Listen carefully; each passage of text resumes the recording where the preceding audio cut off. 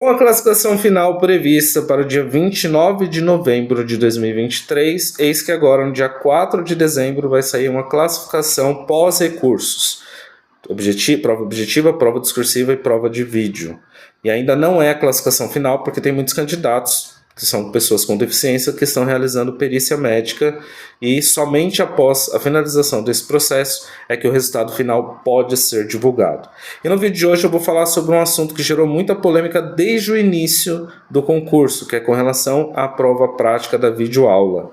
Meu nome é Thiago Luz e você está no canal Thiago na área. E antes de mais nada, eu convido você que é novo ou nova por aqui a se inscrever no canal e ativar o sininho para receber as notificações dos próximos vídeos.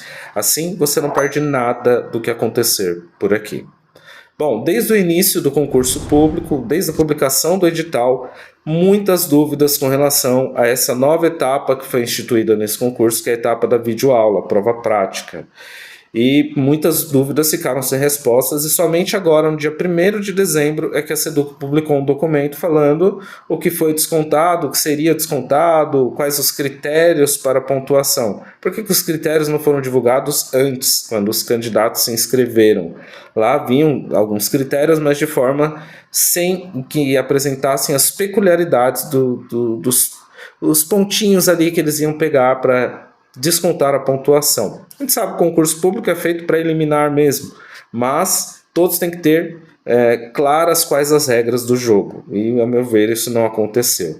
A videoaula estava dividida em 4 dimensões, né, N1, N2, N3 e N4, para compor a nota, que podia chegar até 40 pontos. Cada uma dessas dimensões com notas de 0 a 10. 0 se você não apresentou nada com relação àquele objetivo da dimensão.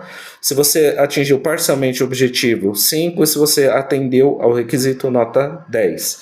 Então, o primeiro seria introdução, contextualização dos conteúdos, aprofundamento e conclusão da aula. A N2, a dimensão 2, encaminhamentos metodológicos e recursos didáticos digitais. N3, linguagem, tom de voz, expressões faciais e corporais. E N4, gestão do tempo. Então, para cada um desses itens, 3 possibilidades de ser avaliado. Então, nesse documento que a SEDUC publicou, ela fala sobre quais os critérios e as dimensões e o que foi que pode ter comprometido a nota dos candidatos. Então, a prova prática consistia na simulação de uma aula gravada em vídeo com duração de 5 a 7 minutos. E na primeira parte, já no segundo parágrafo, diz que a simulação poderia tanto ser uma aula presencial com os alunos, ou de uma aula gravada para os alunos, aula à distância, com ou sem a presença de alunos no momento da gravação.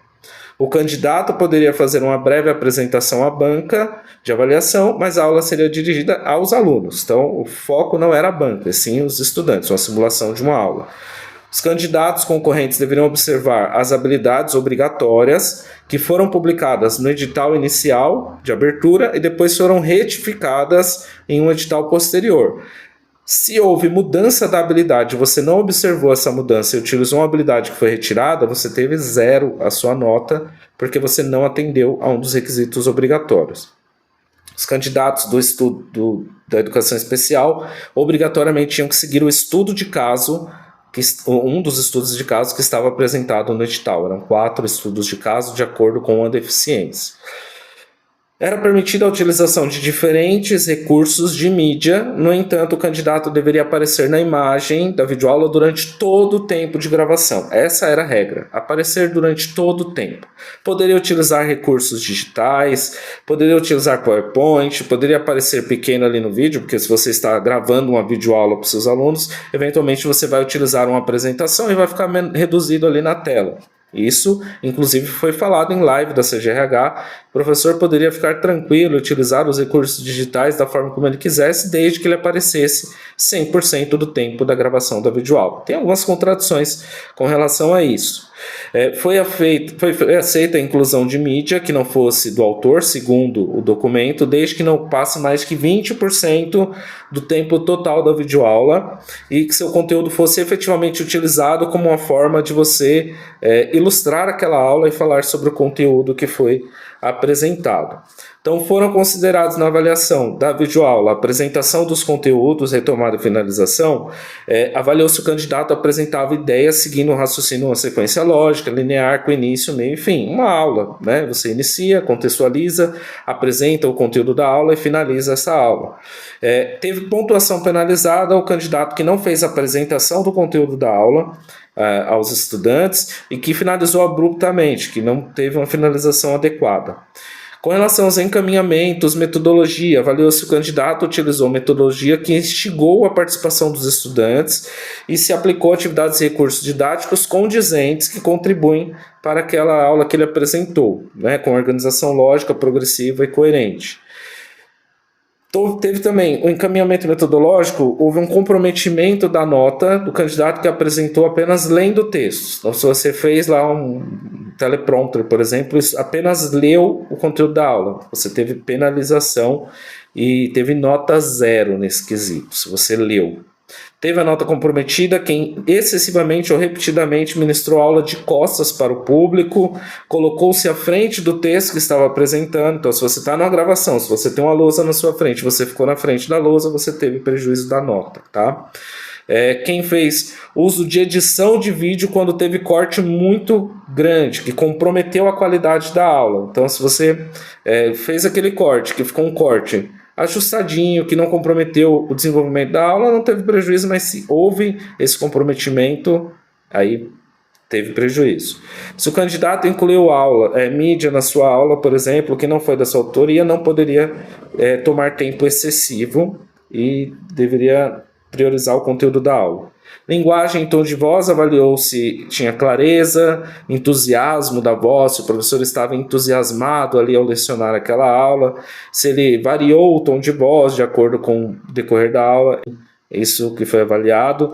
E o candidato que apresentou a aula aparecendo em segundo plano, segundo que está aqui, janela lateral, comprometendo, de forma que comprometeu a avaliação de gestos e a avaliação das expressões faciais, também foi penalizado na questão da pontuação, foi comprometido. Erros graves e recorrentes de linguagem ou linguagem inadequada também foram penalizados. Então aqui ele coloca que se você utilizou a janela lateral e comprometeu a sua expressão facial ou seus gestos, teve penalização. É difícil porque cada um tem um jeito de falar, um jeito de se expressar, tem gente que utiliza muito as mãos, tem gente que não utiliza, e é meio subjetivo isso, né? Enfim. E com relação à gestão de tempo de aula, quem encerrou a aula abruptamente, quem não iniciou de forma adequada também, né, a gestão de tempo penalizou. Então teve quem utilizou mídia durante muito tempo da aula, colocou um vídeo lá e deixou 2 minutos o vídeo passando, também pode ter sido prejudicado. Foi zerada a videoaula em várias questões que não foi uma aula do componente curricular. Então, se você se inscreveu para a língua portuguesa e ministrou uma aula de matemática, um caso bem esdrúxulo, foi 0. Não abordou o conteúdo do componente curricular para o qual o candidato entregou a videoaula. Então, isso aconteceu com muita gente que fez 2 inscrições.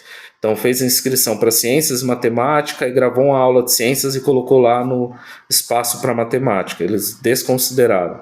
Não abordou as habilidades previstas, não abordou a TCT, que era o tema curricular transversal que estava previsto na habilidade escolhida, não dirigiu a aula ao público-alvo previsto na TCT e as habilidades escolhidas. Então, se você tinha que ministrar uma aula para o 6º ano e ministrou para a primeira série do ensino médio, também foi zerada. Não sintetizou e expressou de forma prática e clara a ação desenvolvida compatível com o currículo paulista. Foi constituída de vídeo inferior a 5 minutos, apresentou baixa qualidade de imagem ou áudio, estava incompleto com imagem ou áudios danificados. Isso teve muita gente que relatou que fez o envio da videoaula, que estava tudo certinho lá no site da VUNESP, depois de um tempo foi ver, o arquivo não estava abrindo e já tinha passado o prazo, não tinha o que fazer, teve prejuízo.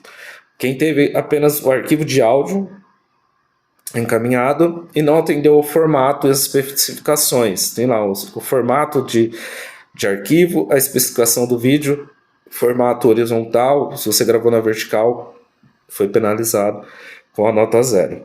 foi desconsiderado o tempo que ultrapassou os 7 minutos de duração do vídeo, e para a determinação do tempo total de aula, e aí eu vejo um certo problema nisso, porque isso não constava em nenhum lugar, só falava que o vídeo tinha que ter de 5 a 7 minutos, eles desconsideraram o tempo em que o vídeo permaneceu travado, tempos inicial e final da gravação, aí eles não colocam quanto tempo, e tempos de interrupção sem efetiva apresentação da aula. Quanto tempo foi considerado como um tempo de interrupção? 1 segundo, 2 segundos, tempo de início do vídeo, 1 segundo, 2 segundos, isso pode ter comprometido, então se você ficou com 5 minutos justinho ali do tempo, que era o previsto do vídeo, 5 minutos, e eles descontaram algum tempo lá da sua videoaula, você zerou.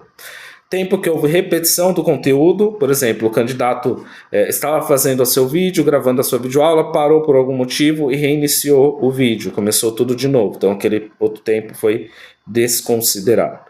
Então, esses foram os critérios que a SEDUC publicou agora, depois de todo esse tempo que se passou, depois de muita reclamação, muitos recursos que foram impetrados, muita reclamação por parte da POSP, por parte do CPP, judicialização da questão da videoaula, e aí depois de tudo isso é que é divulgado quais os critérios para avaliação. Desde o início esse concurso tem gerado muita polêmica, muitas reclamações, e essa questão da videoaula é uma delas, acho que é uma das mais graves.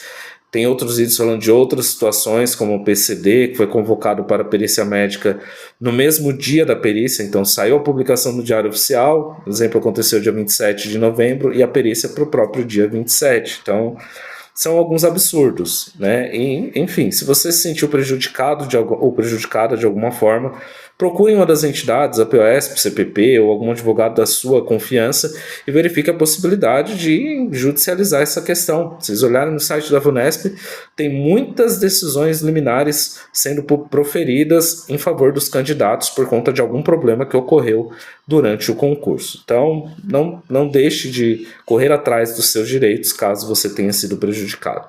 No mais, era isso que eu queria falar com vocês no vídeo de hoje. Deixo aqui o meu forte abraço, continuo desejando boa sorte para todo mundo que está realizando esse sucesso, que está realizando esse concurso. Até o próximo vídeo. Sempre que você puder, faça o bem.